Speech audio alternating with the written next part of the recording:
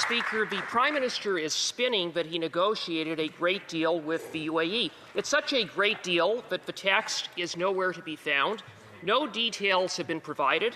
And as far as these so-called investment commitments go, there is no timeline. So, a simple question: on what date can we expect to see the first dollar of investment from the U.A.E.? Just a date, please.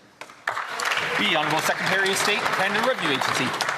Thank you, Mr. Speaker. Mr. Speaker, this may come as a surprise to a party whose leader has never had a job outside of this House, but you actually have to travel the global economy to build relationships to bring investment back to this country.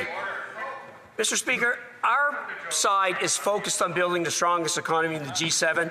Their side continues with this bizarre line of questioning about the Prime Minister's travel. Our Prime Minister is focused on building our country, retooling our economy, and making our economy the pride of the G7. Thank you, Mr. Speaker. Member for St. Albert, Sturgeon River. Asked for a date. There is no date, but rest assured, the government has secured meetings with the U.A.E. next year. So what we have is an agreement to talk about a possible agreement sometime in the future. More jet setting, more photo ops, more press releases with no tangible results for Canadian workers.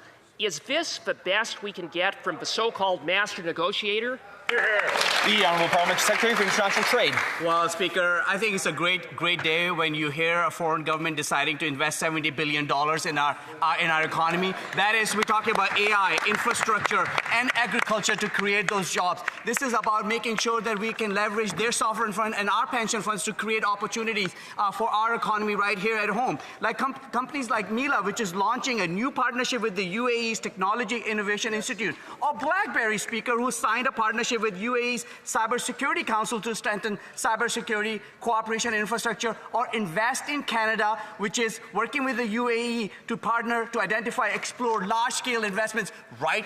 The Honourable Member for York Durham.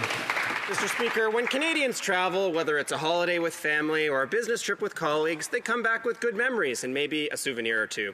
When the Prime Minister travels, he comes back with something very different, a hangover of tariffs. When he met with the Chinese, more tariffs. When he met with the Indians, more tariffs. And when he met with the Americans, again and again and again, more tariffs on steel, autos, aluminum, forestry, and more. Mr. Speaker, how many more trips does the Prime Minister need before he will acknowledge the simple truth that every farmer, factory worker, and steel worker in the country knows?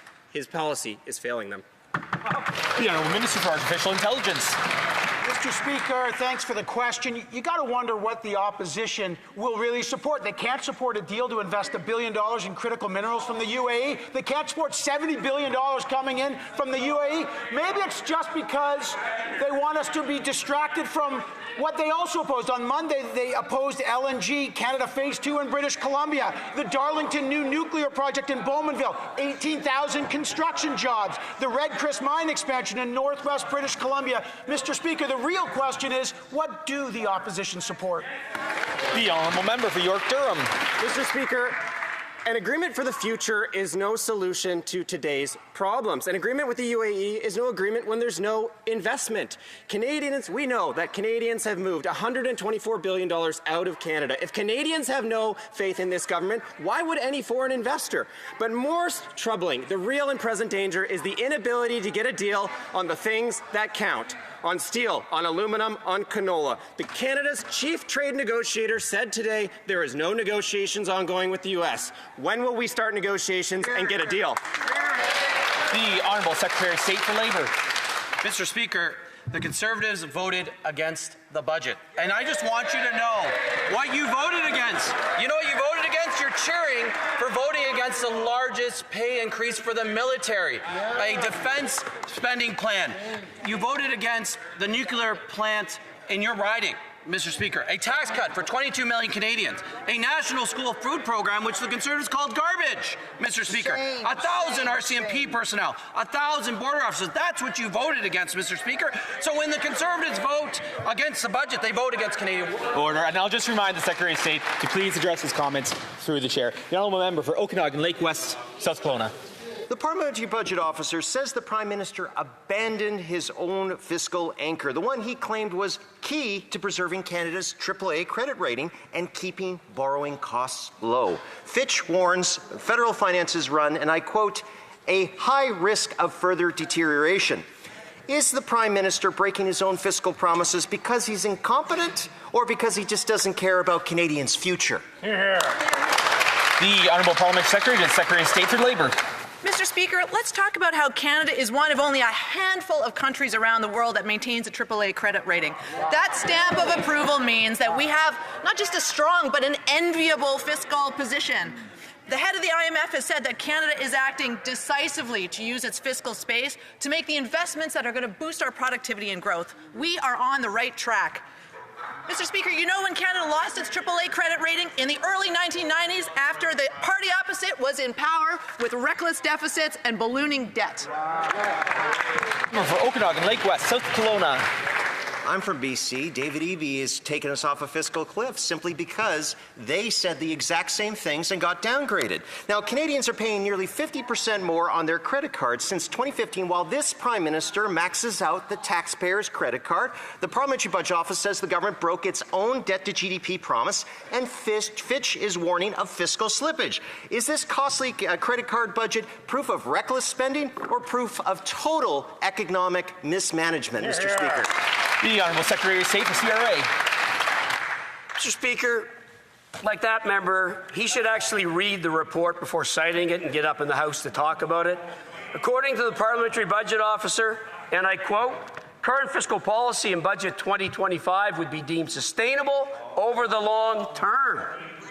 That's directly from the PBO report. Mr. Speaker, we have the best credit rating in the world. We have the best net debt to GDP in the G7. We're going to use that fiscal firepower to build the strongest economy in the G7. Thank you, Mr. Speaker. The Honourable Member for London Fanshawe. Mr. Speaker, the Prime Minister's costly credit card budget piles today's reckless spending onto tomorrow's taxpayers. After 10 years of Liberal budgets failing to balance themselves, Canadians now put nearly 50% more of their expenses on credit cards. Fitch warns federal finances are at a high risk of further deterioration because this government keeps blowing past their own fiscal anchors. And the fiscal watchdog says there is less than 10% chance they will keep to their spending promises. No wonder this Prime Minister wants to fire him. So how many more fiscal watchdog reports will it take for this Prime Minister to finally rein in on his credit card spending? The Honourable Parliamentary Secretary to the President of the Treasury Board. Mr. Speaker, at every opportunity the opposition had to make life more affordable for Canadians, they failed.